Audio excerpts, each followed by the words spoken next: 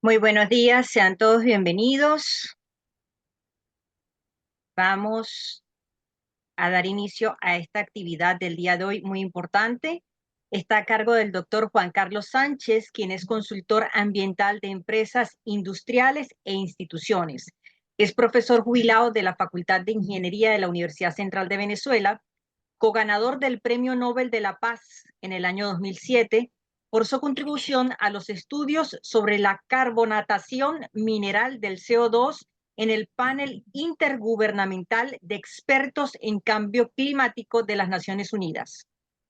Ha sido condecorado ciudadano ejemplar de Caracas, otorgado por la Alcaldía Metropolitana de Caracas en el año 2012. Tiene la Orden Industrial al Mérito Ambiental, otorgada por la Cámara de Industriales del Estado Carabobo en el 2010. Hizo su doctorado en Toulouse, Francia, en el Instituto Nacional de Ciencias Aplicadas. Tiene experiencia como consultor ambiental desde el año 2001 hasta el presente. Tiene asesorías y capacitaciones ambientales o da asesorías y capacitaciones ambientales a empresas industriales e instituciones en las áreas de evaluación en la contaminación ambiental, el tratamiento de aguas residuales, en el inventario de emisiones de contaminantes atmosféricos, en el cambio climático, en estudios de impacto ambiental, en las auditorías ambientales y derrames de hidrocarburos. Es coordinador técnico del Inventario Nacional de Emisiones de Gases de Efecto Invernadero, tanto en Venezuela como coautor de la primera Comunicación Nacional de Cambio Climático en el año 2002-2005. Es autor líder del panel intergubernamental de expertos en cambio climático de la ONU del 2001 al 2007. Es observador de la negociación de Acuerdo de París de la ONU, invitado por el gobierno de Francia en el año 2015. Es miembro del grupo Orinoco Think Tank en Energía y Ambiente. Es asesor y planificador ambiental de Petróleos de Venezuela, de INTEBEP. Es profesor de la Universidad Central de Venezuela. Es profesor en el posgrado y pregrado de la Facultad de Ingeniería de la Universidad Central de Venezuela, a cargo de las asignaturas Gestión Ambiental y Empresarial y Fundamentos del Cambio Climático. Es así que es una persona muy importante, debemos estar orgullosos de que él hoy quiera compartir con nosotros toda su experiencia, y vamos a colocarlo aquí de coadministrador para que pueda compartir su pantalla.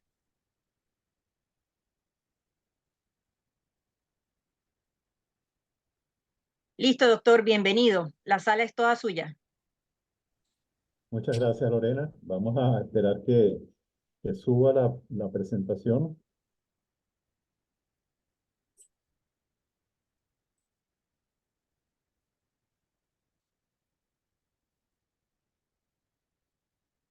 Por favor, indíquenme cuando puedan verla. Ya se ve. Lo que le agradezco es que la ponga en modo presentación para que esté en pantalla completa. Excelente, doctor. ¿Allí la están viendo? Perfecto, y le escuchamos fuerte y claro también. Muy bien, comencemos entonces. Bienvenidos todos. Bueno, la presentación de la mañana de hoy se refiere a la conferencia más reciente de cambio climático, la que se celebró en Dubái. Y bueno, fue una conferencia bien particular porque se diferenció de las anteriores, ya que en esta se abordó el tema petrolero y del gas natural, es decir, de mucha importancia para Venezuela, ¿no? Fue una conferencia que atrajo la atención mundial porque pues, alrededor del petróleo están en juego muchos intereses y hubo una multitud de declaraciones y de información en las redes, etcétera, información no exenta de sesgos, ¿no? Algunas muy sesgadas y muy matizadas precisamente por los intereses que hay en torno al tema petrolero, ¿no? En esta presentación, yo me voy a referir a los resultados más relevantes de la conferencia en lo relativo a la energía y en particular al petróleo, y voy a tratar de hacer un análisis objetivo de los resultados que se alcanzaron. Aquí vemos el contenido.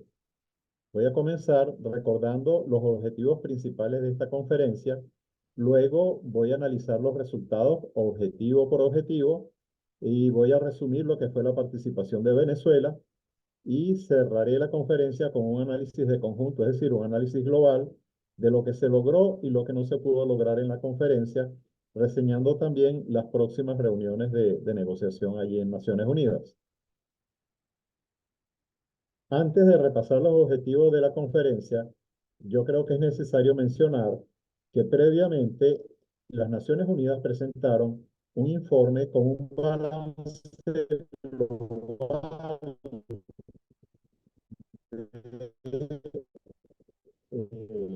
con un balance de los avances de los países en materia de cambio climático. Es decir, los países presentan cada cierto tiempo, dicen cuáles son las medidas que están tomando o que van a tomar para reducir las emisiones de gases de invernadero.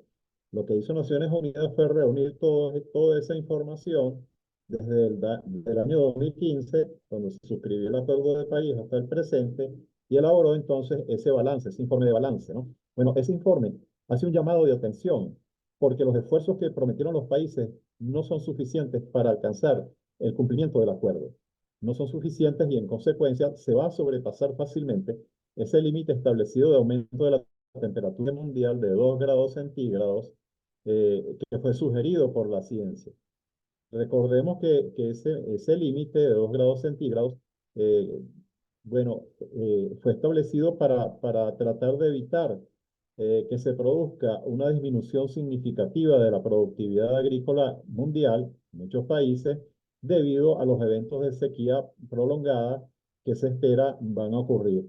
Asimismo, porque muchas ciudades van a estar sometidas a penurias de agua y prácticamente se van a perder todos los ecosistemas de corales con todo lo que eso significa pues para la biodiversidad marina, ¿no? Entre otros impactos. Ahora, el informe especifica que para lograr los objetivos del Acuerdo de París, será necesario reducir las emisiones de gases de invernadero en 43% para el año 2030 y 60% para el año 2035 con respecto a los niveles de 2019. Eso representa un esfuerzo realmente gigantesco, ¿no? Y además se debe lograr la neutralidad de las emisiones para el año 2050.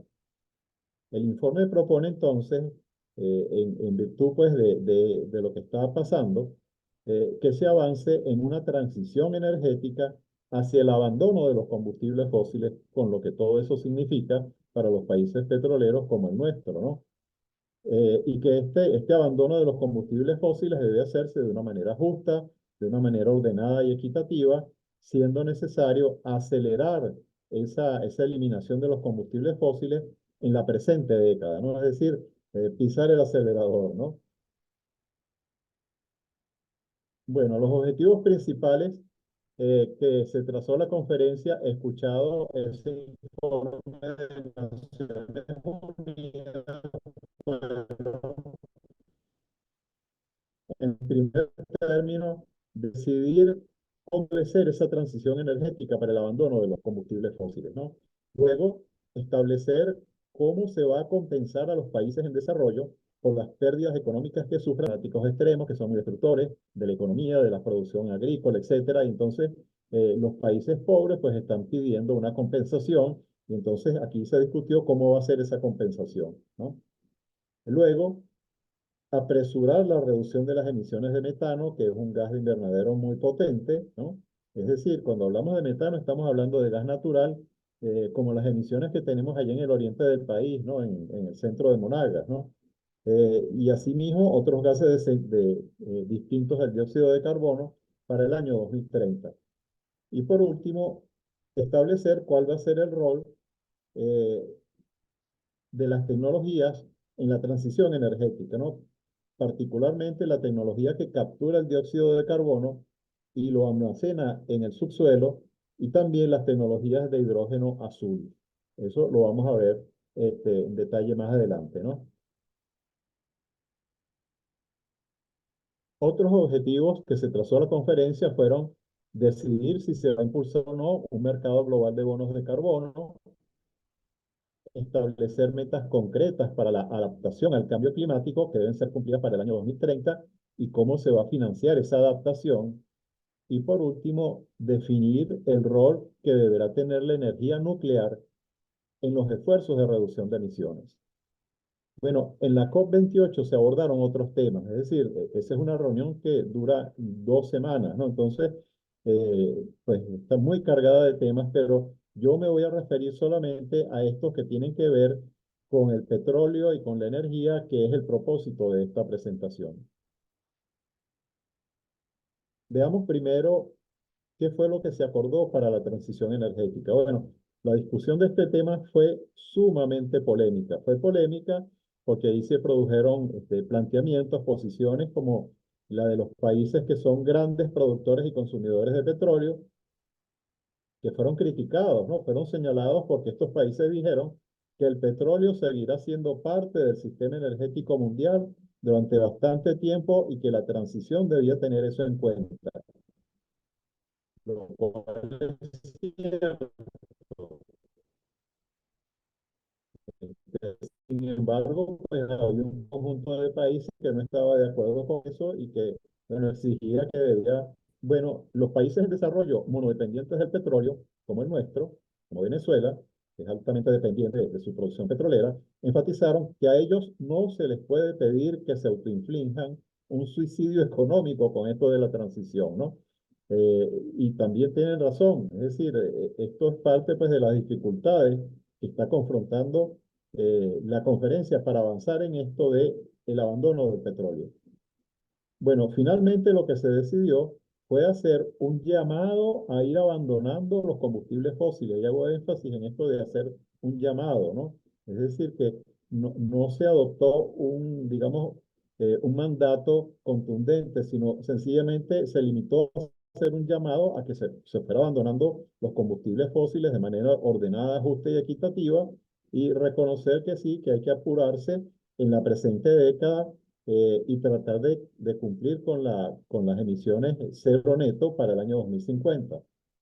Además, se decidió que se deben acelerar los esfuerzos para eliminar el uso de la energía que proviene del carbón, eh, siempre que su uso no incluye el control de las emisiones. Es decir, que si yo produzco carbón y tengo un sistema de control de las emisiones de gases de invernadero, de ese sistema productivo, puedo seguir produciendo sin problemas, ¿no? Entonces, claro, el carbón puede seguir en el mercado a condición de que reduzca o elimine sus emisiones de gases de invernadero, lo cual tecnológicamente comienza a ser posible. Vamos a ver eso más adelante, ¿no? Y se reconoció también que el gas natural puede desempeñar un papel en la transición energética, ¿no? Garantizando la seguridad energética de los países que lo necesitan. Esto es bien importante porque hay que recordar, bueno, que en el caso de Europa dependía mucho del gas que proveniente de Rusia, vino la guerra, pues entonces la única manera de abastecerse energéticamente de Europa es importando gas natural, ¿no? Entonces, esa seguridad energética pues la garantiza el gas natural que se puede pues exportar rápidamente y cubrir este tipo de problemas, ¿no? Entonces, la conferencia lo reconoce, ¿no? Y por último, se decidió también que hay que ir eliminando gradualmente los subsidios ineficientes a los combustibles fósiles, ¿no? Sobre todo aquellos subsidios que no abordan el tema de pobreza, es decir, que no se justifican por la pobreza. Esas fueron las decisiones. Veamos ahora qué podemos comentar con respecto a esas decisiones. ¿Qué podemos analizar o extraer de esas decisiones? Bueno, en primer término, yo diría que la eliminación de los combustibles fósiles se redujo a un débil llamado a contribuir a la eliminación. Casi un centenar de países pidieron que la exigencia fuese más contundente, que hubiera un mandato, pero eso fue rechazado por otros países y como sabemos, en este, las decisiones se toman por consenso. Y ese fue, digamos, esa redacción débil fue el consenso al que se llegó. Por otra parte, ese llamado a abandonar los combustibles fósiles puede ser entendido por algunos países que debe hacerse a la luz de las circunstancias nacionales de los países, porque ese es, digamos, uno de los lineamientos de la Convención de Cambio Climático, de que hay que tener en cuenta las circunstancias nacionales. Pero eso, sin duda, va a limitar el alcance de lo que se quiere lograr. porque los países pueden decir perfectamente, mira, pero es que yo tengo unas circunstancias que me impiden abandonar el consumo de petróleo, ¿no? Entonces, bueno, eso sin duda limita las posibilidades de que se reduzca el consumo de petróleo. Yo creo que cabe destacar también que en esta conferencia entonces no se habló de un plan de acción concreto ni de metas específicas para reducir el uso de los combustibles fósiles, ¿no? Y en particular del petróleo. Y con estas decisiones, bueno, yo creo que podemos afirmar que prácticamente lo que se conoce como la ventana de oportunidad del petróleo no se vio afectada. Otras cosas que se decidieron allí, bueno, el hecho de que la transición solo se aplique a los combustibles utilizados como energéticos no es otra cosa sino un reconocimiento de que pueden seguir siendo usados en petroquímica, ¿no? Recordemos que en el caso del petróleo, su uso se destina más o menos en un 50% a los combustibles, a los energéticos, y el otro 50% a la petroquímica. En cuanto a la decisión de eliminar solamente las energías provenientes del carbón que se genera sin control de emisiones, esto no fue sino un espaldarazo a la tecnología de captura y almacenamiento en el subsuelo del dióxido de carbono. Esta tecnología la vamos a conversar un poquito más adelante, porque creo que esta tecnología debe interesarle muchísimo a Venezuela, que tiene una capacidad de almacenamiento en el subsuelo importante, porque tiene muchos campos petroleros, muchos yacimientos petroleros abandonados que pueden servir para ese fin, ¿no? Y por último, yo apuntaría que en cuanto a los subsidios a los combustibles fósiles que se deben eliminar, pues que son los ineficientes, eso deja como que abierta a la decisión de los países a que decidan cuáles van a considerar que son ineficientes y cuáles no, ¿no? Entonces allí también hay una debilidad en cuanto a la transición energética. Hablemos ahora de un tema que también fue muy importante, que es la financiación o la compensación financiera por por las pérdidas y daños que sufran los países pobres, ¿no?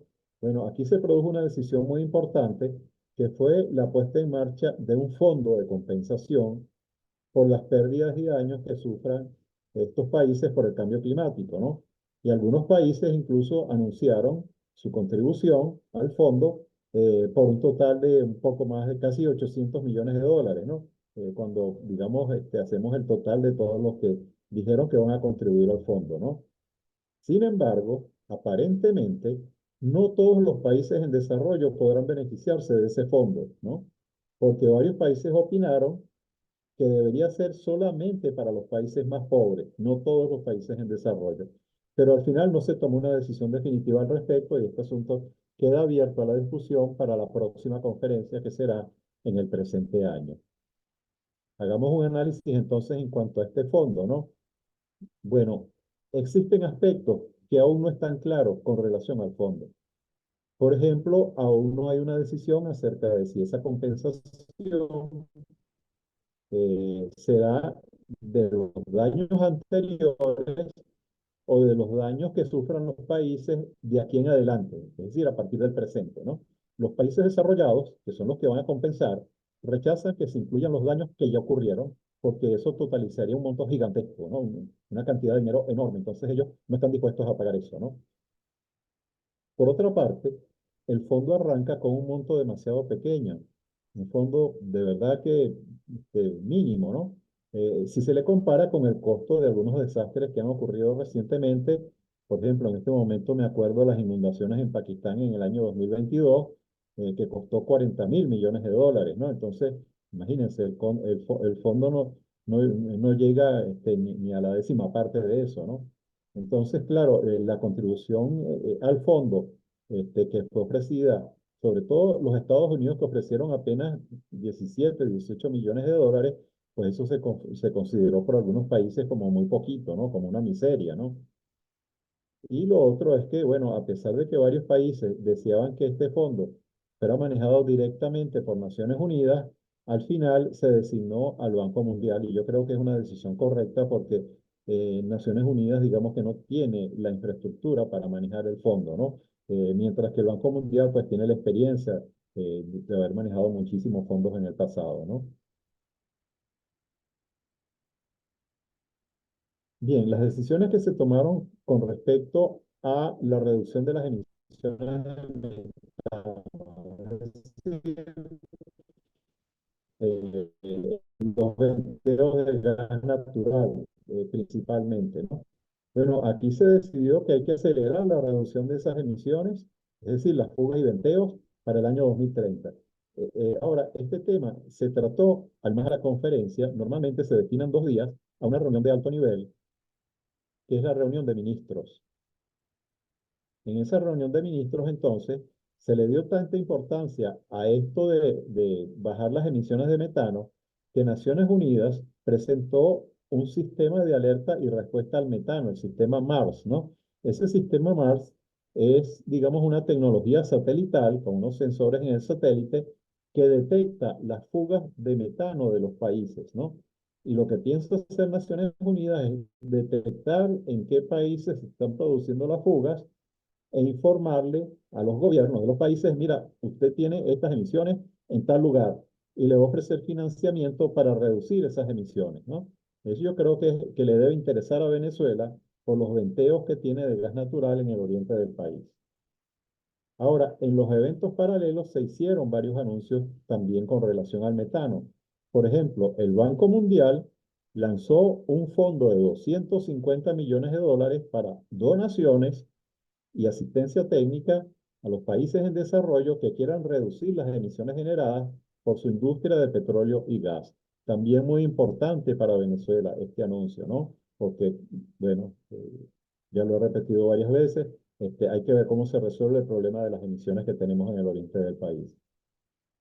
50 empresas petroleras, también en los eventos paralelos, dijeron que ellos van a reducir sus emisiones de metano a casi cero para el año 2030. Y hubo un número de países que dijeron que voluntariamente van a reducir sus emisiones en 30% para el año 2030. Es decir, lo anterior fue una promesa de las empresas petroleras y esta es una promesa de los países, ¿no? Recuerden que las emisiones no solamente provienen del sector petrolero, sino que vienen también del metano y de los desechos, ¿no? Bueno, los países dijeron que se comprometen a reducir en 30% para el año 2030 y en esa declaración fue suscrita por 155 países, pero Venezuela no se comprometió. Venezuela no dijo nada, ¿no? Es decir, no ha asumido ese compromiso sabiendo que tiene pues unas emisiones muy importantes en el oriente del país, ¿no? Bueno, ¿qué podemos decir con respecto a estas decisiones que se tomaron allí en Dubái?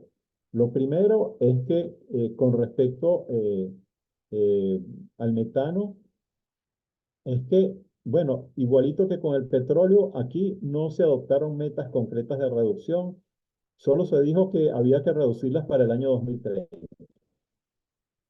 ¿no? Eh, pero no se dijo, digamos, formalmente en la reunión de negociación en qué porcentaje, sino que la detección satelital que presentó Naciones Unidas. Bueno, yo creo que no es seguro que solamente con ese sistema se va a poder presionar a los gobiernos para que reduzcan sus emisiones de metano. Porque Naciones Unidas le va a decir a los gobiernos, mira, tú tienes estas emisiones allá en tal lugar, y te ofrezco financiarte la tecnología para el proyecto de reducción de emisiones.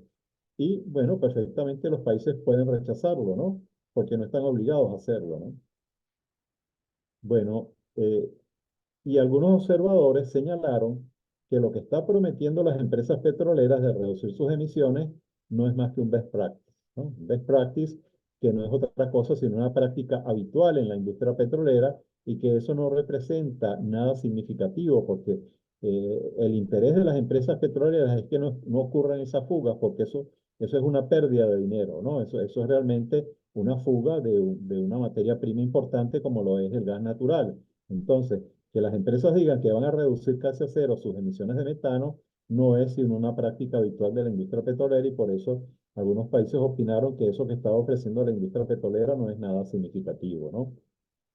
Y hubo un comentario que yo creo que vale la pena resaltar que hizo la primera ministra de Barbados, que ella dijo que en los eventos paralelos se hacen muchas promesas voluntarias, pero que esas promesas no tienen ninguna fuerza si no se establecen regulaciones. Y yo creo que tiene razón, ¿no? En esos eventos voluntarios no son sino como una especie de vitrina donde los países y las empresas se exhiben y prometen y dicen que van a hacer voluntariamente tales y tales cosas, pero luego esas promesas como que se olvidan, ¿no?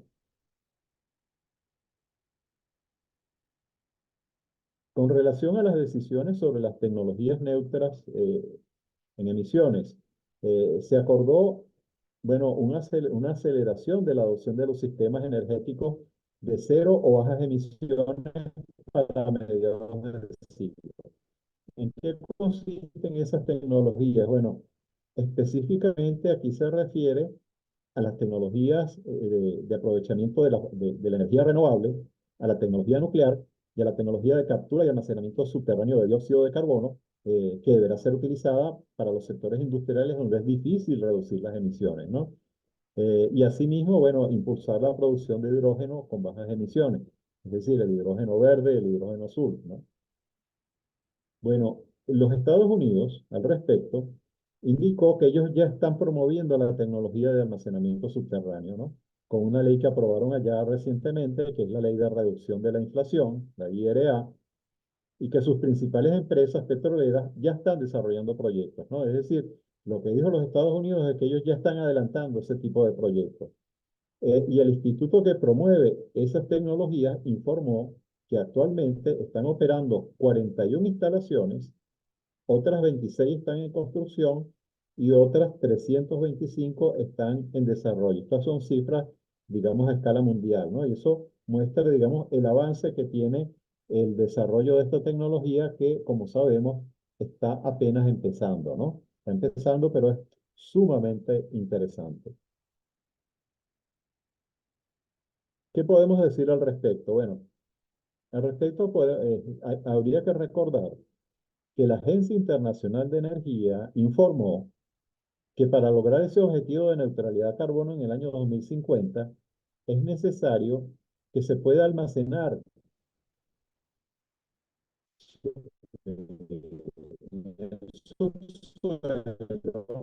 anualmente 1.600 millones de toneladas de dióxido, 1.000 millones de toneladas anuales para el año 2050, ¿no? Y que los proyectos actuales, y tanto los que están funcionando como los previstos, solo van a permitir almacenar 360 millones de toneladas por año en el año 2030, ¿no? Es decir, 360 versus 1.600 que se requieren, ¿no? Es decir, que es muy poco. Dijo que entonces la importancia del rol de esa tecnología es cuestionable para las próximas 3 décadas. Fíjense bien, lo que está diciendo la Agencia Internacional de Energía aquí no es que la tecnología no funciona, sino que está entrando muy tarde en el mercado. Está entrando muy tarde con respecto, digamos, a lo que se requiere para cumplir el Acuerdo de París. Seguramente esta tecnología, digamos, va a cumplir un rol importantísimo, pero para después del año 2050. Bueno, con respecto a los incentivos legales que están dando en los Estados Unidos para acelerar el avance de la tecnología, ¿no? Sin duda que esos incentivos van a contribuir, digamos que apurar, acelerar el desarrollo tecnológico. Pero yo creo que también va a ser necesario considerar que ese almacenamiento tecnológicamente va a tener que competir en algunos casos con las energías renovables y en otros casos con las incertidumbres que existe para la creación de un mercado global de bonos de carbono, que también es importante para hacer viable económicamente esa tecnología de almacenamiento. Bueno, yo creo que aquí es oportuno recordar esto de que en Venezuela existe un potencial teórico de almacenamiento subterráneo de dióxido de carbono muy importante en los yacimientos petroleros abandonados. Miren, conforme a mis cálculos personales, que son cálculos muy conservadores, yo estimo que Venezuela tiene capacidad para almacenar 6.000 millones de toneladas. Por supuesto, eso es algo que hay que verificar con estudios técnicos de campo, pero 6.000 millones de toneladas da para almacenar en el subsuelo todas las emisiones de todas nuestras plantas siderúrgicas, de nuestras plantas de cemento, de las refinerías, de las termoeléctricas, por espacio de 60 años. Entonces, esto realmente es sumamente, esta tecnología le debería importar muchísimo a Venezuela, pero lo que se está haciendo al respecto en el país es muy poco. Apenas hay dos profesores de dos universidades que están abordando este tema.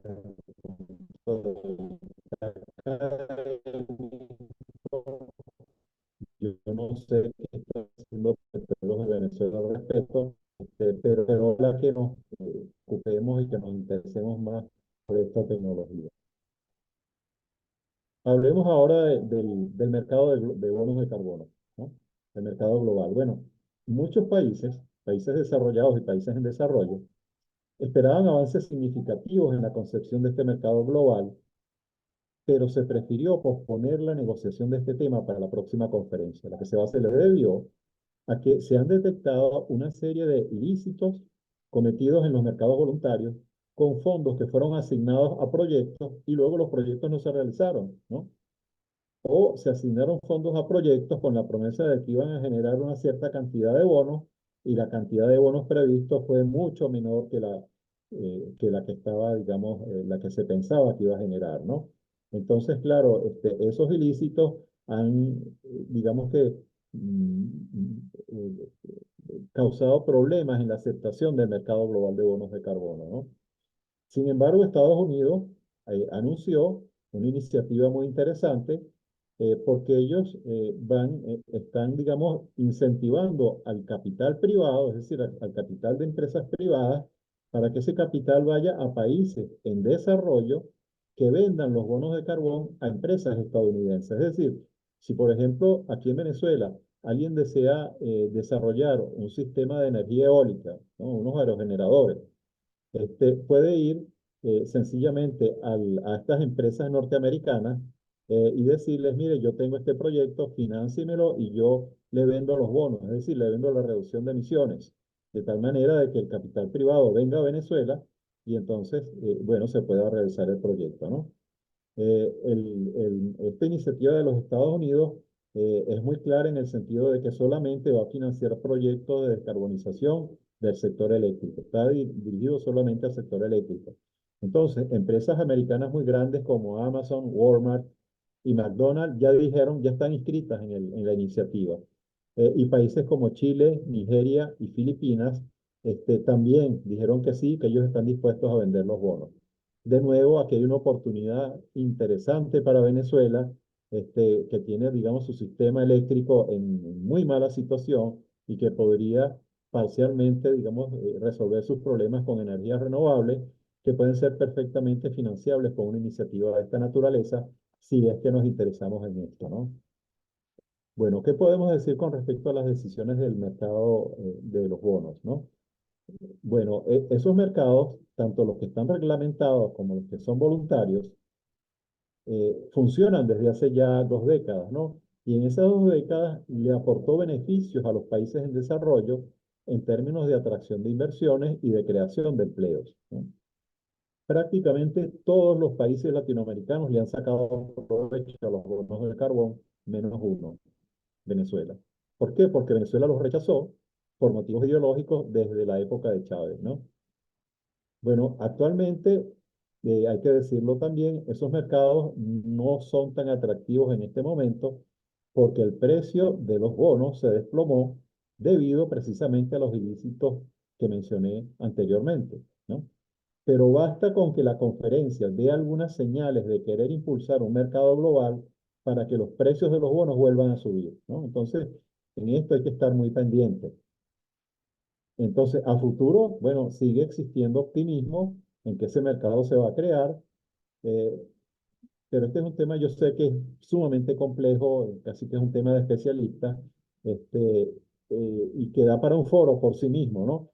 Yo lo voy a dejar hasta aquí por las limitaciones de tiempo de la presentación.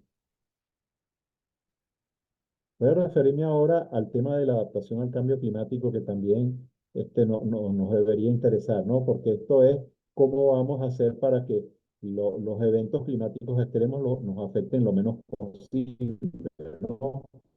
Eso es lo que llaman resiliencia, tener resiliencia al problema climático, ¿no? Bueno, aquí por fin se decidió que para el año 2030 los países tienen que completar una serie de medidas, ¿no? Para el 2030 los países deberán completar la evaluación de los impactos potenciales, es decir, qué impactos se espera que ocurran en el país por efecto del cambio climático. Sabemos que en nuestro país lo más que nos está afectando son las lluvias torrenciales que producen inundaciones, que producen deslizamientos de tierra y también cuando se producen, digamos, periodos de sequía prolongada, ¿no? Además, los países tienen que tener conocimiento para el año 2030 de cuál es la exposición a riesgo, es decir, cuáles son sus sectores que son más vulnerables, en este caso la producción agrícola, digamos que las comunidades pobres, rurales, etcétera, ¿no? Y deberán tener listos los sistemas de alerta temprana de esos eventos climáticos extremos para el año 2027, ¿no? Es decir, que ya están establecidas un conjunto de metas para la adaptación. Asimismo, los países tendrán que elaborar su Plan Nacional de Adaptación para el 2030 y establecer un sistema de monitoreo, evaluación y aprendizaje de sus esfuerzos de adaptación. Ahora, hay un tema muy importante que todavía no se resuelve, ¿no? Que son las divergencias que existen con respecto al financiamiento de los proyectos de adaptación.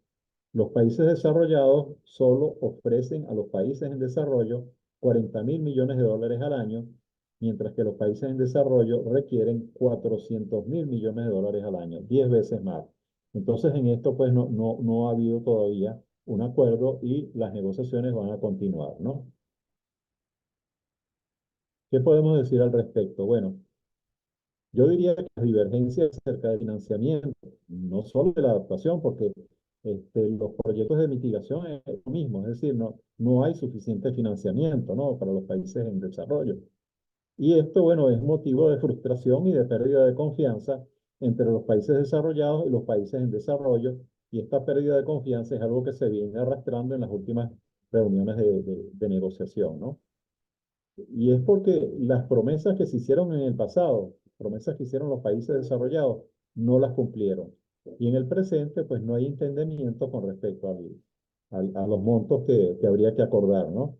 Entonces, bueno, este es un tema que va a seguir discutiéndose para las próximas conferencias. Y bueno, hay que entender también que en estas conferencias nada está aprobado hasta que todo está aprobado, ¿no? Entonces, claro, esto de la adaptación es muy importante para los países en desarrollo, el financiamiento, ¿no? Y hasta que eso no esté acordado, pues entonces la reducción de emisiones también va a estar allí pendiente de aprobación. Entonces, claro, estos son otros de los temas pues, que retarda el avance del cumplimiento del Acuerdo de París. Brevemente, con respecto a la energía nuclear, allí se acordó incluirla como parte de la solución para alcanzar la neutralidad de carbono en el 2050. Es decir, se terminó el miedo con la energía nuclear. Se está pensando que va a ayudar a resolver el problema climático, ¿no? Eso se debió porque hubo una solicitud que hicieron varios países que dijeron que ellos van a tener su capacidad nuclear para el año 2050, ¿no? Y entre esos países, bueno, están los Estados Unidos, Canadá, a triplicar, digamos, su capacidad nuclear para el año 2050. Bueno, el impulso que le dio la conferencia a la energía nuclear condujo a la decisión de organizar una cumbre mundial nuclear en Bruselas en el presente año, ¿no? Es decir, la energía nuclear, bueno, ha tenido muchos detractores por los accidentes que todos conocemos, Chernóbil, etcétera, el que hubo en Japón, etcétera. Y bueno, ahora digamos que está relanzando, ¿no? Está renaciendo de nuevo la energía nuclear y por eso entonces va a haber una cumbre en Bruselas este año. Pero en la misma reunión de Dubái hubo expresiones de escepticismo con respecto a ese entusiasmo por la energía nuclear, argumentando razones de que el costo de esa tecnología es demasiado elevado, sigue teniendo problemas de seguridad, o sea que no hay todavía una confianza absoluta, el financiamiento es sumamente elevado y bueno, los plazos que necesitan los proyectos son demasiado altos, ¿no? Entonces, habría que ver cómo responde digamos que las empresas de tecnología nuclear para dar respuesta a estas inquietudes, ¿no? Revisemos ahora cuál fue la participación de Venezuela en esta conferencia tan importante, ¿no? Bueno, la información que yo pude recoger es que la delegación tomó la palabra para exigirle a los países desarrollados que no condicionaran el acceso al financiamiento y a la tecnología, porque los países en desarrollo tienen derecho al desarrollo, ¿no? Bueno, aquí lo que hizo Venezuela fue plegarse, digamos, a una de hace varias conferencias, ¿no? Es decir, de que faciliten el financiamiento y faciliten el acceso a la tecnología. Entonces, aquí no hubo, digamos, un pronunciamiento, digamos, de algo que aportó Venezuela, sino que sencillamente se plegó a algo que ya venía del pasado, ¿no? Pero no hizo ningún planteamiento, ningún pronunciamiento significativo acerca de los temas energéticos, cuando es algo que nos interesa muchísimo, ¿no? Es decir, es difícil de entender cómo una conferencia que se sabía de antemano, ¿no?, que se iban a tratar estos temas energéticos, pues sencillamente la delegación no se pronunciara, ¿no? Ahora, también yo tengo que decir que eso no debería causar sorpresa, porque la designación que se hizo para representarnos en la conferencia recayó en el Ministerio del Ecosocialismo, que como sabemos no posee atribuciones en materia de energía y de petróleo, ¿no? Yo creo que aquí se subestimó la importancia de esta conferencia al designar al Ministerio del Ecosocialismo para que nos representara en un tema donde lo que se iba a discutir era la materia petrolera y la materia de la energía, ¿no? Bueno, en los eventos petroleros la delegación sí estuvo muy activa, ¿no? En esos eventos donde se hacen declaraciones que después no se cumplen, ¿no? Y Venezuela, bueno, se adscribió a muchas declaraciones que hicieron otros países, por ejemplo, las declaraciones relativas a la sostenibilidad agrícola, a los sistemas alimentarios, al clima y salud, a la paz mundial, a las perspectivas de género en la transición energética, a los océanos, la niñez y la juventud. Es decir, una gran cantidad de declaraciones que se hicieron allí. Pero bueno, sabemos que muchas de esas declaraciones no es sino para proyectar una imagen del país o de una empresa, pero que realmente no, muchas veces no conducen a realizaciones concretas. Y también Venezuela, bueno, aprovechó el momento para anunciar que va a iniciar la de la tercera comunicación nacional y que esa elaboración, ese proceso va a estar coordinado por el Ministerio del Ecosocialismo. Bueno, ahora voy a hacer un análisis de las conclusiones, de todas las conclusiones en conjunto. Es decir, voy a tratar de... Yo creo que lo primero a destacar es que no se está avanzando en el cumplimiento del Acuerdo de París. Para que eso ocurra, la reducción del consumo de combustibles fósiles debería ser de 3% interanual para el petróleo y para el gas natural y 7% para el carbón. Pero en su lugar, el consumo sigue aumentando año tras año y se sigue invirtiendo cada vez más y más en petróleo y gas, ¿no? Entonces aquí hay una gran contradicción porque los países por un lado dicen que sí, que ellos aceptan que hay que abandonar los combustibles fósiles, pero lo que están haciendo es totalmente lo contrario. Con respecto eh,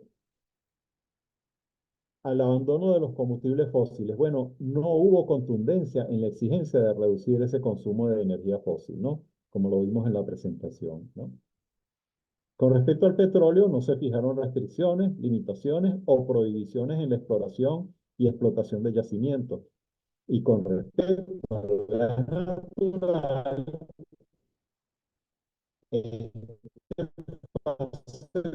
como un combustible de transición y por lo tanto se puede seguir viviendo perfectamente en gas natural, ¿no?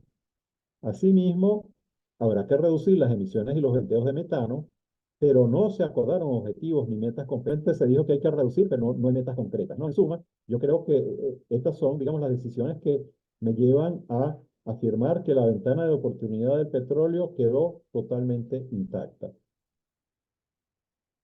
Con respecto a la reducción de las emisiones de gases de invernadero, lo que emergió de esta COP28 fue mucho escepticismo.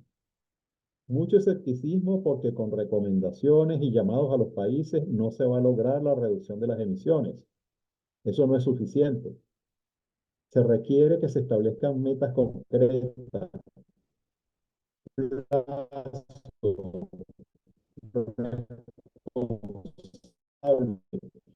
y se asignan recursos, y eso no es lo que está ocurriendo. Para avanzar en el abandono del petróleo como fuente de energía, sería necesario dejar de explotar los yacimientos. Es decir, en el año tal se van a cerrar los yacimientos tales, ¿no? Pero pedirle a una COP que tome esa decisión es pedirle demasiado. Y eso lo explico en la siguiente lámina. Miren, sencillamente, las decisiones de una conferencia como esta no son lo mismo que un tratado internacional, no se equiparan, ¿no? El Acuerdo de París solo le da poder a las conferencias para hacer recomendaciones acerca de la energía fósil, pero no para que se le impongan obligaciones a los países.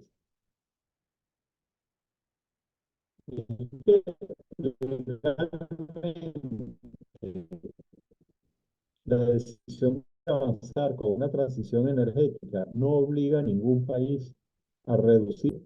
Para que eso suceda, es necesario que la transición energética se transforme en un mandato de derecho internacional. Y eso supone una modificación del Acuerdo de París o que se negocie un nuevo tratado internacional. Y es que en efecto, el Acuerdo de París no menciona en ninguno de sus artículos, ustedes se leen y no van a encontrar allí en ninguno de sus artículos que sea necesaria una transición energética. Y esa es, digamos, una de las debilidades más importantes que tiene el Acuerdo de París, ¿no?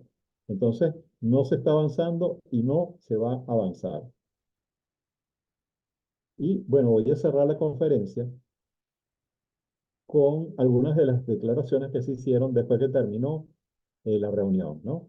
Por ejemplo, esta declaración de Simon Steele, que es el secretario ejecutivo de la Convención de Cambio Climático, es decir, es un alto funcionario de Naciones Unidas. Y él dijo que aunque en Dubái no se pasó la página de los combustibles fósiles, esto era el comienzo del fin de los combustibles fósiles. Y es cierto lo que está diciendo. Los países admitieron que es necesario abandonar los combustibles fósiles, pero eso es existente y cuya intención no fue sino comunicar que la conferencia cumplió con su cometido, no refleja toda la verdad de lo que allí se declaró, de lo que allí se decidió. Por ejemplo, no dice que el camino para abandonar el uso de los combustibles fósiles va a ser difícil y va a ser largo. Va a ser largo en el sentido de que va a tomar más tiempo del que se requiere para cumplir el Acuerdo de París. Otra declaración, menos difundida por los medios, fue la del príncipe ministro de Energía de Arabia Saudita. Él dijo que el texto de la conferencia ofrece alternativas, pero que no afecta las exportaciones de petróleo. Y eso también es cierto, pero tampoco refleja toda la verdad. Y a la propuesta hay una tercera verdad que es muy importante. Y esa tercera verdad es que el planeta incontestablemente se está calentando. En el gráfico superior podemos ver la temperatura atmosférica media global entre 1940 y el presente. Y se observa que el año pasado, esa temperatura, que es la curva que aparece en color rojo, ¿no?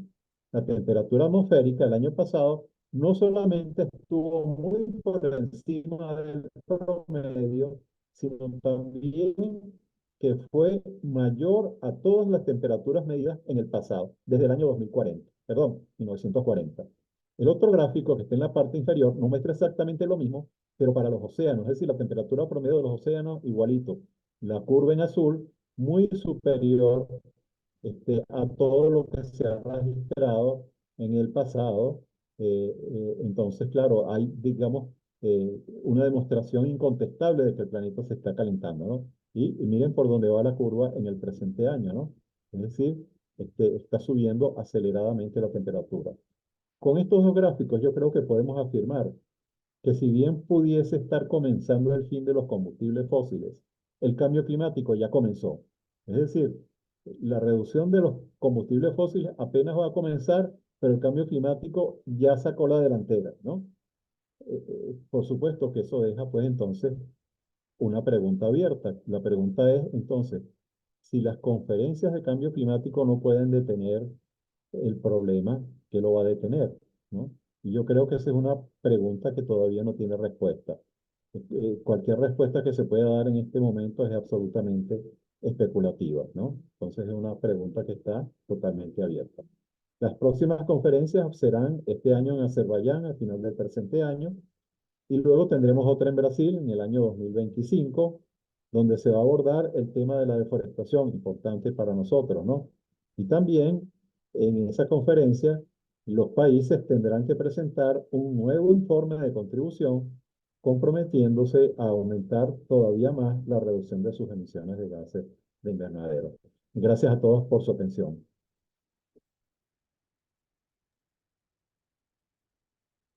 Bueno, muchísimas gracias al doctor Juan Carlos Sánchez por esta presentación magistral que nos acaba de hacer. Queda abierta la sesión de preguntas. Si alguien quiere hacer algún comentario o que el doctor Juan Carlos Sánchez clarifique algo de lo que nos acaba de exponer la mañana de hoy, por favor, pueden abrir sus micrófonos.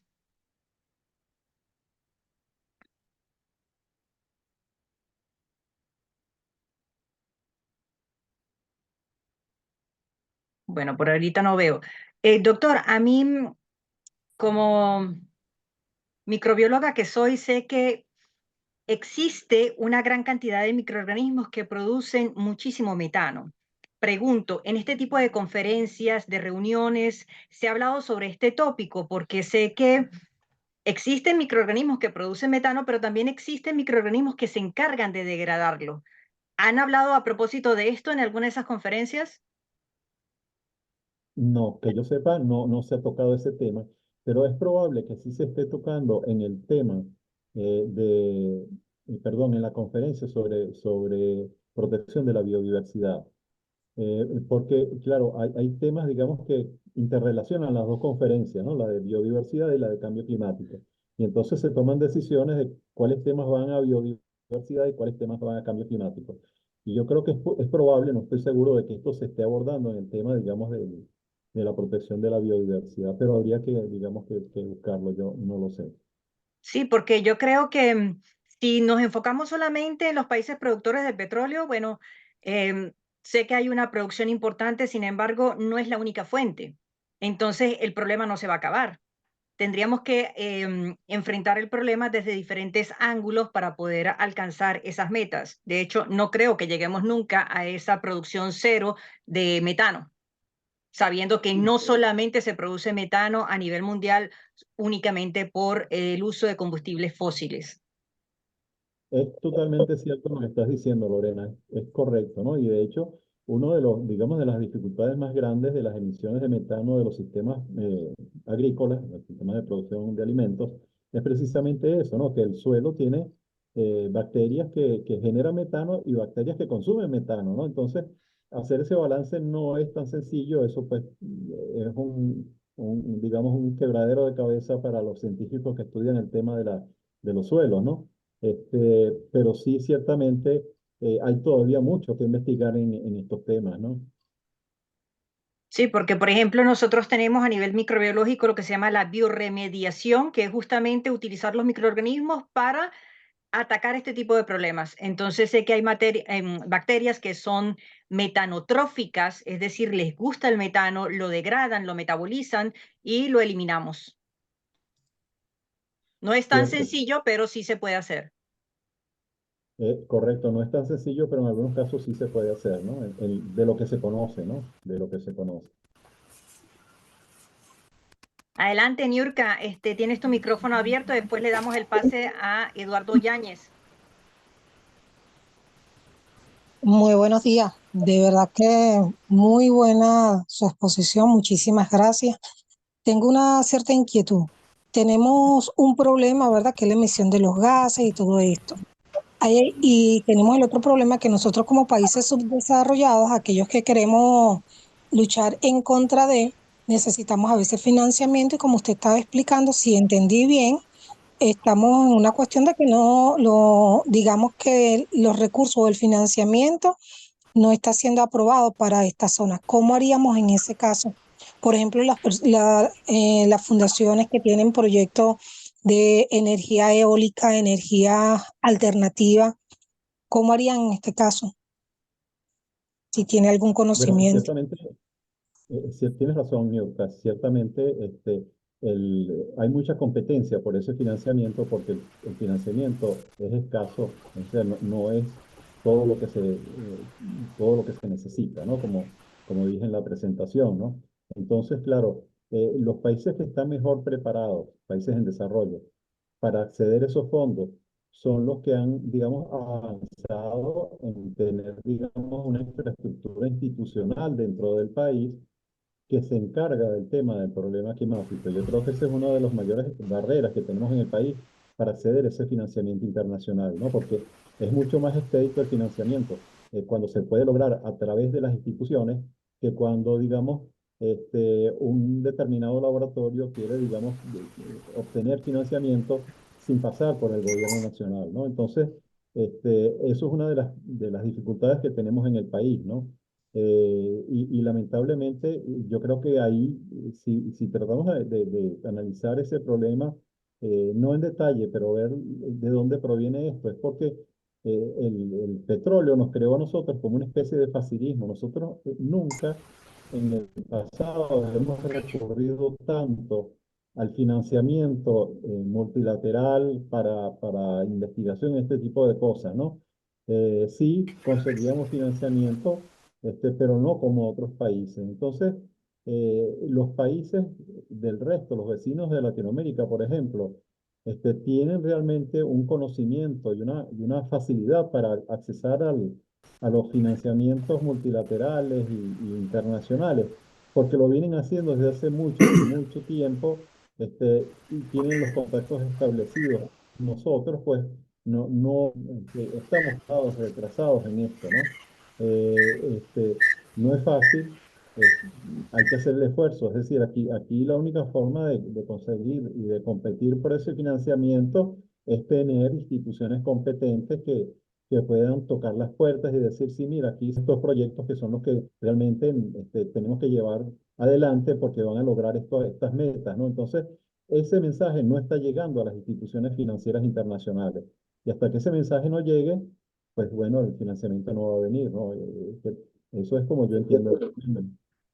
Ahora, una propuesta. Yo tengo este, si conocemos, o sea, si yo pienso que unidos hacemos más fuerza que cada quien por su lado. Si nosotros Sí, logramos hacer como comunidad que estamos interesados en salvar a la madre naturaleza, en salvar el planeta donde vivimos, porque si nos quedamos sin planeta, si nos quedamos sin tierra, nos quedamos, morimos, pues, tan simple como eso. Si nosotros nos ujú, unimos y podamos acceder a ese tipo de financiamiento, porque y lograr pues, hacer instalaciones de paneles solares, por ejemplo, de utilización de energía eólica, la energía ujú, no en grandes escalas, yo lo veo más así como tipo las abejas que trabajan como en panales, como las ujú, hormigas que hacen colmenas. Si nosotros en pequeña escala vamos, eh, digamos que accediendo, buscando de acceder a ese financiamiento para llevarlo a la zona que tienen esa problemática. Por ejemplo, nosotros ahorita estamos trabajando en una zona en el estado de La Guaira, sí, específicamente en La Salina, donde estamos haciendo un proyecto de energía eólica y energía solar, con paneles solares, porque esa zona tiene muchos problemas con el tema de la electricidad.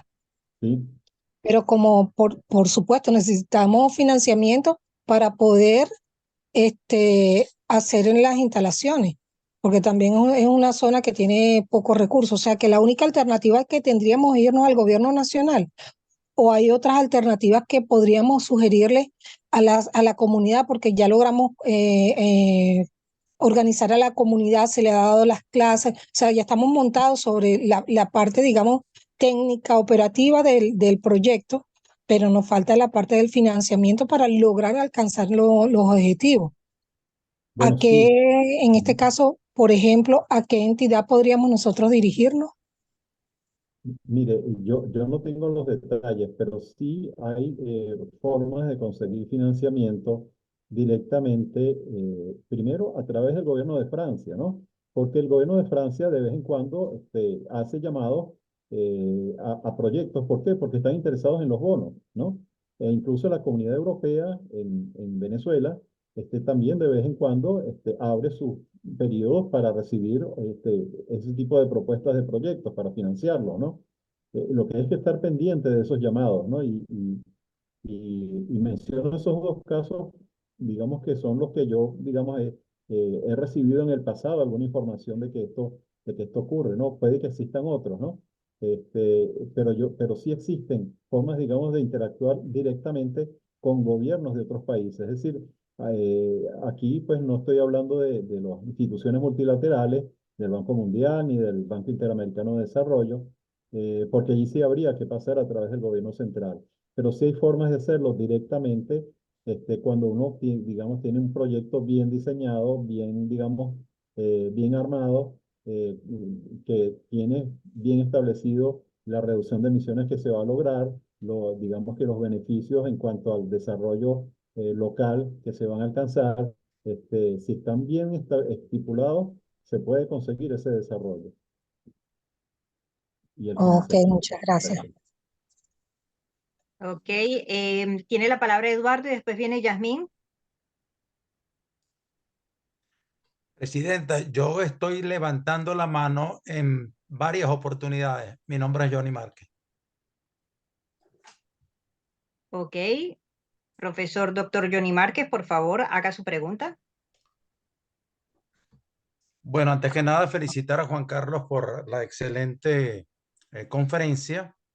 Y de mi parte está invitado ya a Buenos Aires a exponer este tema en la Cumbre Mundial del Conocimiento, que agrupa a todas las universidades más importantes de América Latina y el Caribe.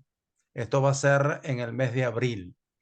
Yo lo voy a invitar oficialmente como representante de ese organismo y como canciller de la Fundación Internacional Unión y Paz 360. Ok, el tema es lo siguiente, Juan Carlos. ¿Qué posibilidades hay de realizar un tratado internacional como el que propones en materia de energía? Muchas gracias, Johnny. De verdad que agradezco mucho la invitación y con todo gusto, pues estoy a la orden para esa conferencia en Buenos Aires. Mire, un tratado internacional sobre la energía no está planteado en los entes de Naciones Unidas. Eso ni siquiera se ha mencionado, ¿no? Yo lo mencioné como una alternativa para poder llegar, digamos, a controlar el tema climático. Ahora, a medida que el tema climático se pone cada vez más difícil, a medida que son cada vez más frecuentes los desastres por los eventos extremos, yo creo que va a tener que tomarse una decisión extrema. Eso posiblemente sea un escenario futuro, ¿no? Un escenario posible, no probable, pero habría que considerarlo, porque ciertamente el cambio climático está ocurriendo, o sea, hay evidencia científica por todos lados, ¿no? Entonces, cuando tengamos la soga al cuello, cuando el agua suba al cuello, pues entonces a lo mejor allí sí podamos ver un tratado de esa naturaleza, pero por el momento no está planteado, Johnny. Gracias, Juan Carlos.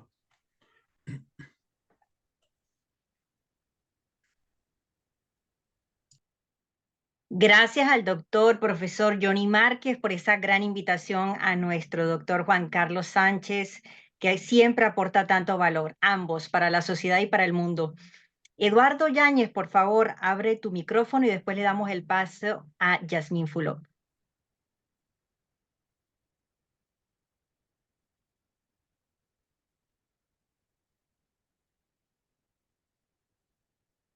Creo ¿Cómo que Eduardo quedó? tiene problemas de conexión. Sí.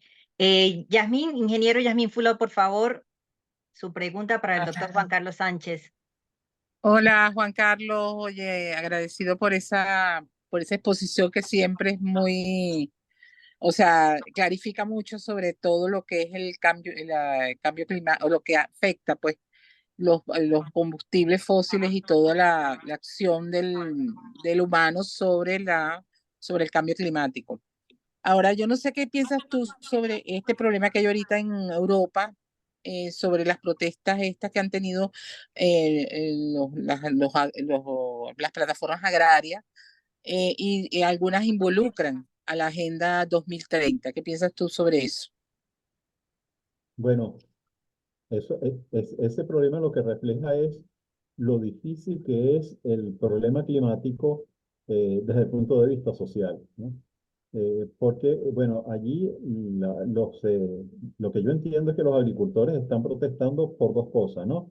Primero, porque la reducción de emisiones en las actividades del campo son costosas y el gobierno, pues, no ha dado suficiente muestras de querer financiar esas actividades para reducir las emisiones en la producción agrícola, ¿no?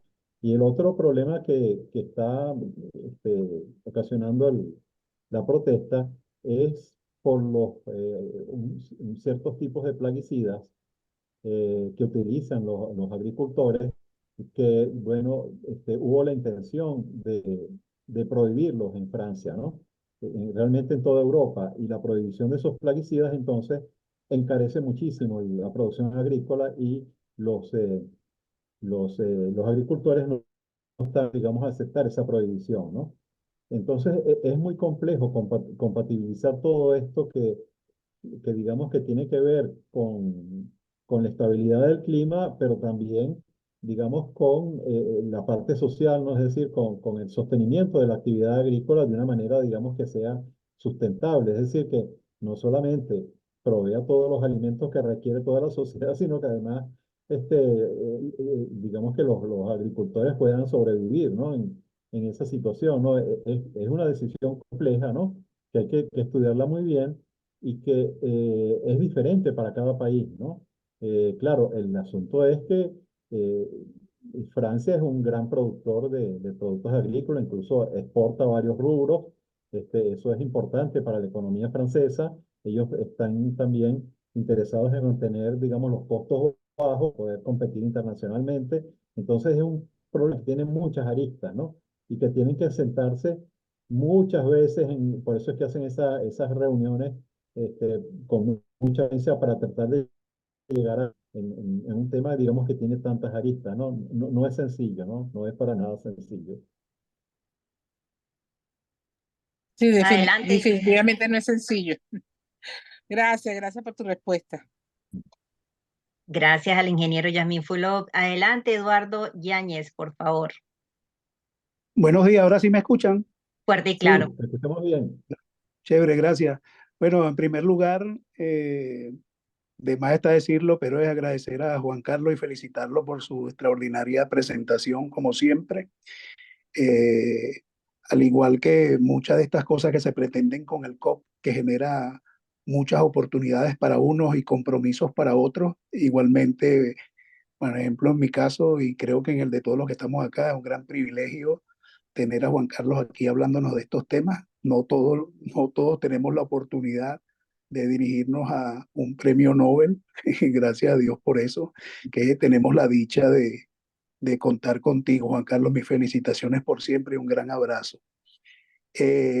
Justamente hablando de lo que tú mencionabas y lo reiteraba Yasmín de alguna manera, es de lo difícil, complicado y extraordinariamente complejo que son estas cosas, a pesar de que el cambio climático lo tenemos enfrente, lo tenemos frente a nuestros ojos, se vive y todo ese tipo de cosas. Y muchas veces este tipo de conferencias, que bien bueno que existan, evidentemente, pero que muchas veces son, digamos, un escenario de intenciones, donde muchos de los países no se acogen a los acuerdos, porque hay distintos intereses en temas donde influencia mucho alguna ideología, sin entrar en términos específicos de cuál tipo de ideología. Pero bueno, o sea, hay muchas oportunidades que en efecto no se aprovechan porque definitivamente las cosas relativas, por ejemplo, a los asuntos de financiamiento no son automáticos. Es decir, existen los mecanismos, pero los mecanismos que existen se supone que deben contar con la intención real, con algún compromiso que se plasme, con los distintos monitoreos, con las responsabilidades de hacer las gestiones que se tengan que hacer y el mismo compromiso que se tenga al respecto de las acciones que se dictan, de las acciones que se hacen, valga la redundancia, porque son acciones, o que se dejan de hacer acabando de salir de una conferencia de este tipo y manifestar unas intenciones o suscribirse a alguna de ellas. Tú lo mencionabas hace rato, que algunas de ellas son para proyectar imágenes. Y ven, no, yo estoy de acuerdo con eso, yo estoy de acuerdo con esto, por decir algo. El asunto entonces es, para no entrar en esos detalles, de tipos de oportunidades que tiene Venezuela en muchos rubros, porque en efecto nosotros somos un país lleno de oportunidades porque está todo por hacer, independientemente de que hayamos hecho eso antes. El asunto es que hoy en día tenemos mucho por hacer y algunos extremistas, que bueno, si yo me coloco en esa lista, tenemos todo por hacer. Entonces, en todo caso, tenemos mucho por hacer. Y solamente es que si tuviésemos una intención real plasmada en acciones, sería perfecto. Entonces, de tal manera que a pesar de que estoy hablando bastante, no quiero hablar de Venezuela.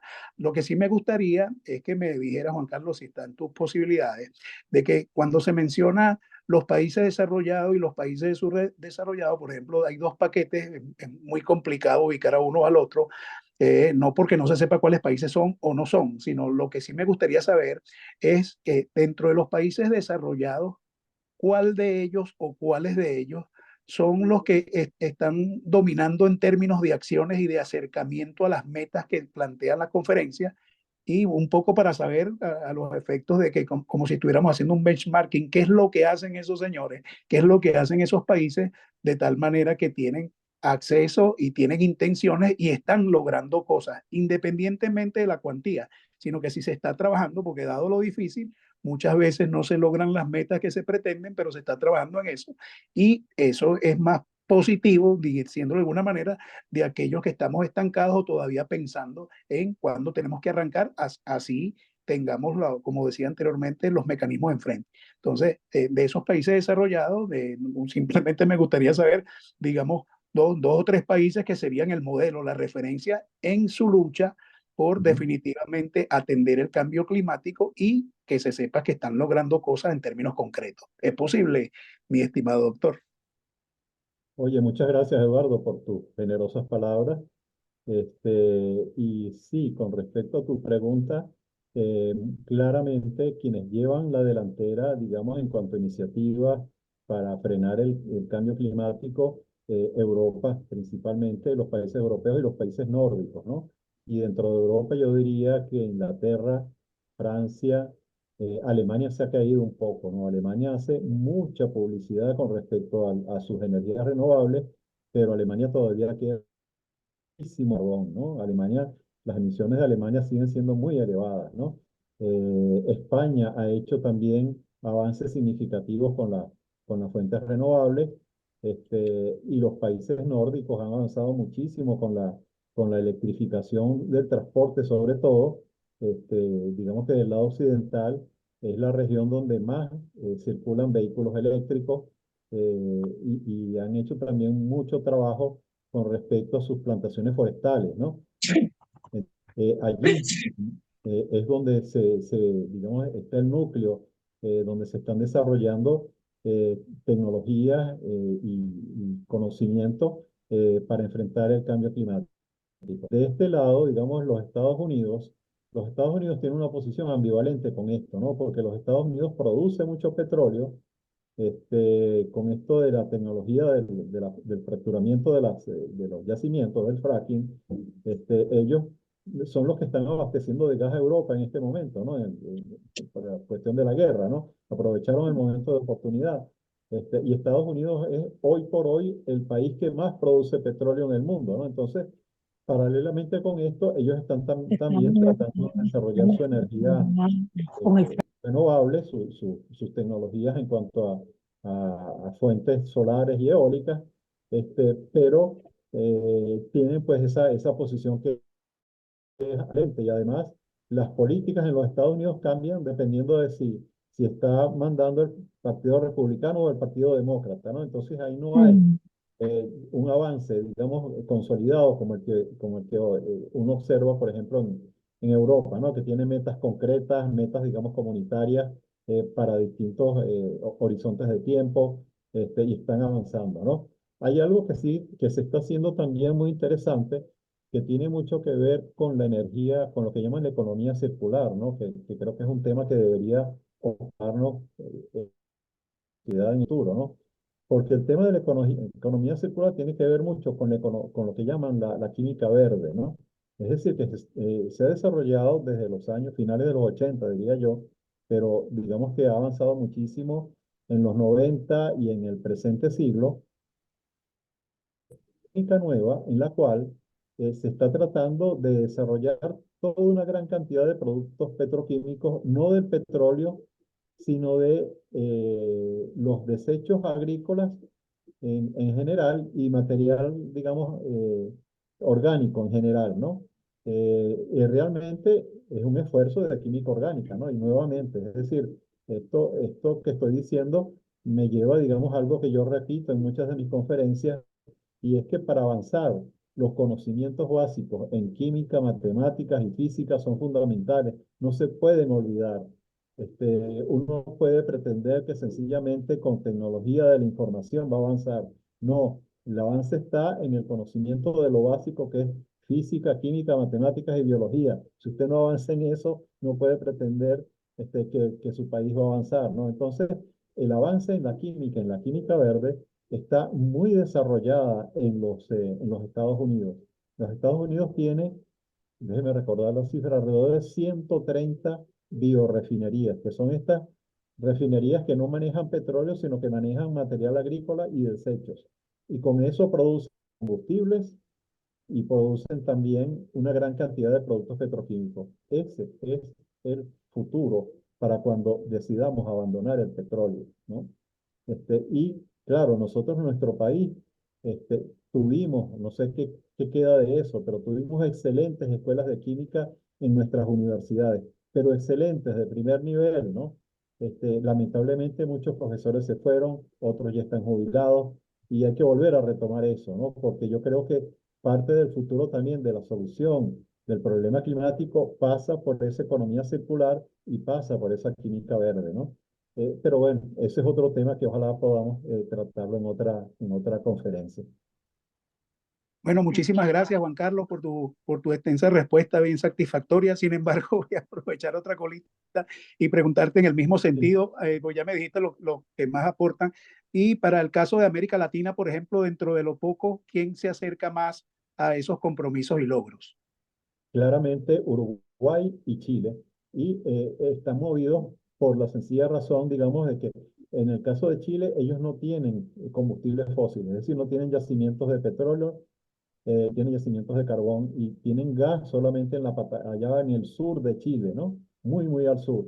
Tienen gas, pero no tienen petróleo ni tienen carbón, ¿no? Entonces, claro, ellos, su interés es enorme en las energías renovables y son los que más han invertido tanto en energías renovables y ahora están invirtiendo en hidrógeno, ¿no? Y bueno, sorpresivamente, Uruguay, que es un país pequeño, entonces ellos han hecho un esfuerzo significativo, y creo que tenemos mucho que aprender de esos dos países. Bueno, te reitero mi agradecimiento eterno. Muchísimas gracias, Juan Carlos, y muchos éxitos en todo tu andar y en ese peregrinaje por el cambio climático. Gracias, Muchas gracias a Eduardo. todos. Por cierto, aprovecho para decirle a todos, especial a Lorena, que desde anoche llegué a Caracas de tal manera que estoy por aquí nuevamente. Bienvenido al país. Bienvenido. Adelante, Thomas Liébaud. Buenos días, muchísimas gracias. Estoy de la Embajada de Francia y solo quisiera agradecer nuevamente al profesor Sánchez y por su presentación, es la segunda vez, y presentación muy clara, muy pedagógica y realmente muy, muy útil. Solo quisiera hacer un comentario sobre el tema del metano. Desde la embajada, solo para subrayar que nosotros apoyamos los esfuerzos que se puedan implementar aquí en Venezuela en esta materia. Trabajamos el año pasado y seguimos trabajando con empresas europeas, con PDVSA también de Venezuela y con el gobierno para encontrar un camino para desarrollar un proyecto de recuperación de metano, un proyecto de lucha contra el gas flaring en el estado Monagas. Y sería una gran señal también en esta materia y también con beneficios económicos y sociales por la recuperación del gas y su reutilización. Entonces, es un proyecto en desarrollo y que también se enmarca en los planes nacionales de Venezuela en el marco del Acuerdo de París. Entonces, nos parece muy interesante y todavía hace falta trabajo para llegar a la implementación de este proyecto, pero será una señal interesante de cooperación entre Francia, la Unión Europea y Venezuela. Y muchas gracias nuevamente al profesor por su presentación. Muchas gracias, Tomás, por tu comentario. Me parece muy valioso y de verdad que me complace mucho el interés del gobierno de Francia por este proyecto que sería muy importante para Venezuela desde todo punto de vista si se logra, digamos que reducir significativamente los venteos de gas en el oriente del país. Estaremos cumpliendo con el Acuerdo de París para el año 2030, fácilmente. O sea, las emisiones de Venezuela se reducirían significativamente y sería importante también para las finanzas del país porque esos venteos de gas representan una pérdida significativa de miles de millones de dólares anuales, ¿no? Porque el venteo es sumamente grande, ¿no? Yo tengo las cifras de esos venteos hasta los últimos años y de verdad que impresiona la pérdida de recursos tan importante de una manera pues que es incomprensible, ¿no? No es un proyecto fácil, eh, pero es un proyecto sin duda necesario para el país. De verdad que agradezco muchísimo el comentario, Tomás. Sí, muchísimas gracias a un representante de la embajada por estar esta mañana aquí con nosotros para escuchar todo el conocimiento que tiene el doctor Juan Carlos Sánchez. Bueno, yo creo que lo más importante que tenemos que hacer es educar, porque la educación es la base de todo. Y saber que no solamente tenemos emisión de gases de efecto invernadero desde el punto de vista de esta industria petrolera. Este planeta se llama planeta Tierra, sin embargo, tiene mayor proporción de agua. Y justamente de los océanos sale una gran proporción de metano. ¿Quiénes los producen? Los microorganismos. Entonces, con la acumulación de basura orgánica, también hay una producción bastante importante. Entonces, vamos a comenzar a educar a la población para desde diferentes aristas, desde diferentes ámbitos, podamos comenzar a reducir toda esta cantidad de gases porque no es solamente la industria petrolera. De hecho, México tiene un desarrollo importante justamente para evitar que los plásticos lleguen a los océanos. Están recuperando toda esa cantidad de plásticos y gracias a la biorremediación, que justamente utilizar microorganismos para degradar estos plásticos que no lleguen a los océanos y están produciendo nuevamente combustible con estos plásticos. Entonces, vamos a comenzar a integrar esfuerzos desde diferentes campos para lograr esta vida más saludable y más armoniosa en este planeta, porque es el único que podemos habitar. Así es. No hay otro. Así se estén haciendo esfuerzos por ir a conocer otros planetas, es necesario que hagamos algo por este que podemos habitar. Adelante, Niurka. No, yo echándote broma que nos vamos para Marte. No, no, no, no, de verdad que hay muchas personas que estamos trabajando digamos que para ir saneando, aunque sea en una ínfima parte, el tema con el plástico. Nosotros ahorita a través de la fundación estamos haciendo unas pruebas para hacer las turbinas eólicas con plástico Reciclado.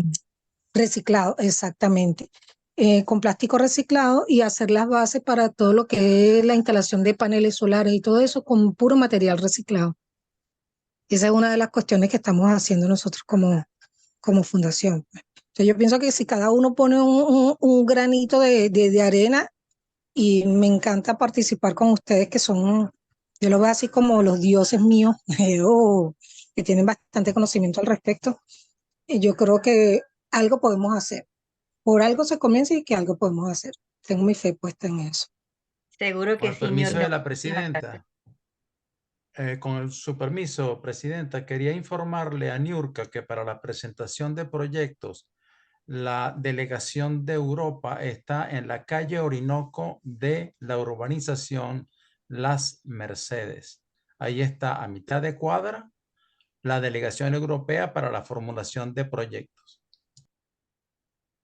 Ay, muchísimas gracias. De todas maneras, les puedo pasar el proyecto para que ustedes lo vean. Seguro, Niurka.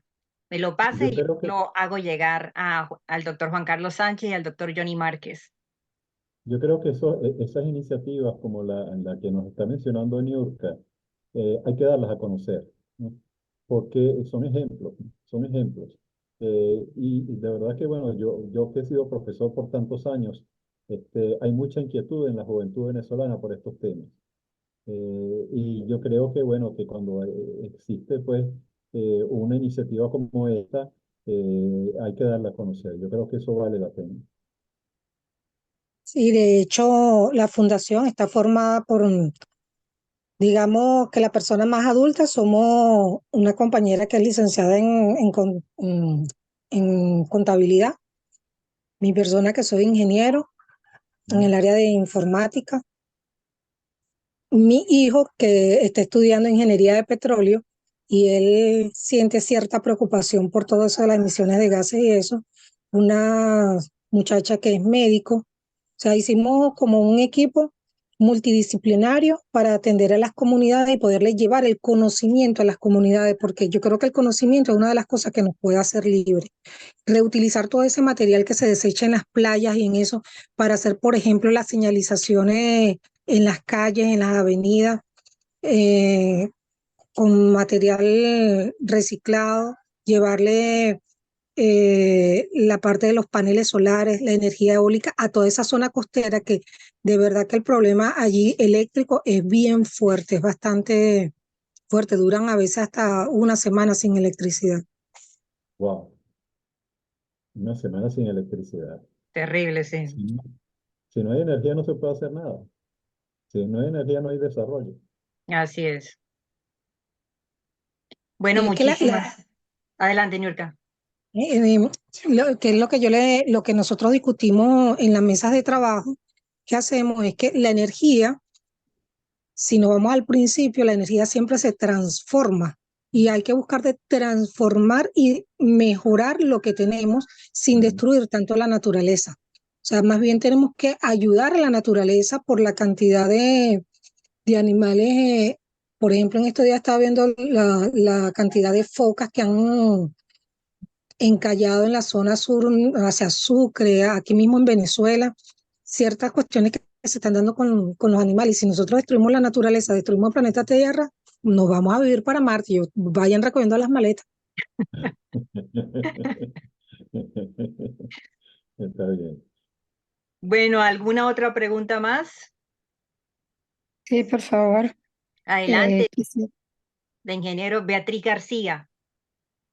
Gracias. Bueno, primero agradecer el privilegio de haber podido escuchar esta conferencia tan importante Y quisiera saber cómo se ha avanzado a nivel mundial en el medio de almacenamiento subterráneo de las emisiones, qué riesgos conlleva y qué conocimiento tiene de que aquí en Venezuela se hayan iniciado estudios al respecto. Muchas gracias, Beatriz, por tus preguntas. Mira, a ver, lo que se ha hecho en Venezuela es poco, pero hay un gran interés por por este tipo de proyectos, porque es un proyecto, digamos, que permite seguir utilizando petróleo y carbón sin que se produzcan emisiones, porque sencillamente no se deja que las emisiones se escapen por la chimenea, sino que se capturan, se captan, se llevan por tubería y se inyectan en el subsuelo, ¿no? Entonces, claro, en Venezuela hay una gran cantidad de yacimientos que ya están abandonados porque ya no producen más, ¿no? No es porque no haya petróleo en el subsuelo, sino porque ya se trajo todo lo que se podía extraer, ¿no? Ya no hay tecnología que permite extraer más. Entonces, esos espacios que son enormes en el subsuelo realmente son formaciones, estratos geológicos grandísimos, sirven para almacenar el dióxido de carbono. Ahora, esto es una investigación que tiene mucho tiempo, es decir, esta investigación tiene como 30 años ya, porque no es fácil hacer investigaciones en las profundidades del subsuelo donde uno no puede estar presente, sino que sencillamente con sensores, con estudios geológicos, estudios de yacimiento, es que se puede determinar y se puede dar garantía de que efectivamente el gas que uno inyecta ya en el subsuelo no se va, digamos, a regresar, va a perforar a través de los estratos, va a salir otra vez a la superficie del suelo, ¿no? Entonces, las investigaciones han avanzado a un grado tal que es posible identificar cuáles son las formaciones aptas y no aptas para hacer ese depósito en el subsuelo, ¿no? Entonces, hay una serie, digamos, de condiciones técnicas que tienen que tener los yacimientos para poder ser aptos, para poder recibir el dióxido de carbono. Yo hice un trabajo, realmente es un trabajo, yo diría que privado, porque fue un trabajo de consultoría para una institución multilateral, de ver cuáles son las formaciones aptas en Venezuela. Y bueno, el resultado en términos generales de esa investigación es que las mejores formaciones para recibir dióxido de carbono están en el sur, en los campos petroleros del Guárico y algunas del sur de Anzoátegui y Monagas, ¿no? Que yo pude identificar muy bien por sus condiciones geológicas, ¿no? Y es ahí donde se tiene una idea preliminar de esa capacidad que yo mencioné de 60.000 millones de toneladas de capacidad de abastecimiento. Hay otros sectores donde hay también muchísimos campos abandonados, pero no sirven. No sirven porque uno de los criterios más importantes es que no pueden ser zonas sísmicas, ¿no? Porque las zonas sísmicas producen el riesgo más importante de que un movimiento telúrico haga que el gas se te escape de la formación, se regrese a la superficie. Porque a ver, son formaciones que tienen que tener un estrato de rocas por encima, que voy a inyectar el gas por debajo de ese estrato, de tal manera de que esas rocas me impidan que el gas vuelva de nuevo a la superficie, ¿no? Entonces, claro, si se produce un movimiento sísmico, se puede romper ese estrato de roca, se puede formar lo que llaman una falla, y entonces el gas se te escapa por allí. Entonces, claro, por ejemplo, en el Zulia hay muchísimas formaciones, eh, eh, muchos campos, muchos yacimientos abandonados, pero la sismicidad del Zulia hace que no sea recomendable inyectar allí en el Zulia, ¿no? Entonces, ese conocimiento que yo tengo, yo creo que PDVSA mismo no lo tiene porque no se ha interesado suficientemente en el tema, ¿no? Y las universidades, pues, han avanzado muy poco con esto, ¿no? Entonces, por eso yo hago tanta insistencia en que ojalá este, alguien se dé cuenta y comience, digamos, a trabajar en esto, porque eso, fíjense lo que nos permitiría. Nos permitiría producir acero, todo lo que es, digamos, aluminio, todos los productos petroquímicos sin emisiones de gases de invernadero. Y eso va a ser una exigencia de los mercados a futuro. De hecho, ya la Comunidad Europea dijo que para ellos poder importar estos petroquímicos y estos productos siderúrgicos, solamente van a permitir ingresar a la Comunidad Europea aquellos que sean producidos con bajas emisiones. Y eso lo podemos hacer en el país con estos proyectos, digamos, de captación e inyección en el subsuelo. No sé si me expliqué porque es un tema bastante complejo, pero es la situación en la que estamos en este momento, Beatriz.